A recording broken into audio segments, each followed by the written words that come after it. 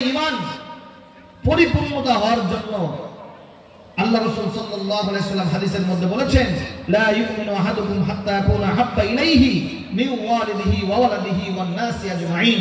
তোমরা ততক্ষণ পর্যন্ত পরিপূর্ণ মুমিন হতে পারবে না যতক্ষণ পর্যন্ত তোমরা আমাকে বেশি ভালো না বাসবে, তোমাদের মাতা-পিতা থেকে, তোমাদের স্ত্রী সন্তান থেকে, দুনিয়ায় যত ভালোবাসার বস্তু আছে আর যত ভালোবাসার ব্যক্তি আছে সবচাইতে বেশি যতক্ষণ পর্যন্ত আমাকে ভালো না বাসতে পারবে ততক্ষণ পর্যন্ত তোমরা প্রকৃত মুমিন হইতে পারবে না।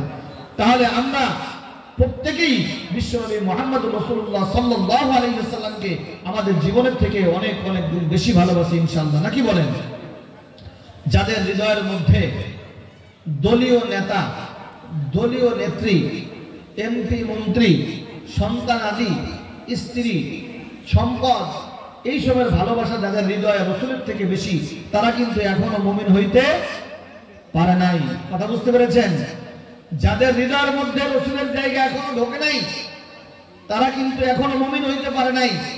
যদিও সে হাজী, যদিও সে গাজী, যদিও সে 5 ওয়াক্ত নামাজি, ইমামের পিছে আজান দিয়ে নামাজ পড়তে পারে, বড় জুব্বা লাগাইতে পারে, কিন্তু এই সমস্ত লেবাসধারী এর মধ্যে ঈমান পরিপূর্ণ এখনো ঢোকে নাই।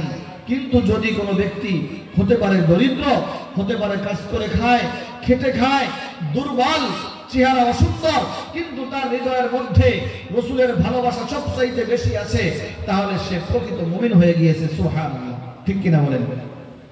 মুহতারাম হাজরিন, এজন্য আমরা ঈমানটাকে একটু আপডেট করি। সবাই বলেন লা ইলাহা ইল্লাল্লাহ, লা ইলাহা ইল্লাল্লাহ, লা ইলাহা ইল্লাল্লাহ, লা ইলাহা ইল্লাল্লাহ মুহাম্মাদুর রাসূল।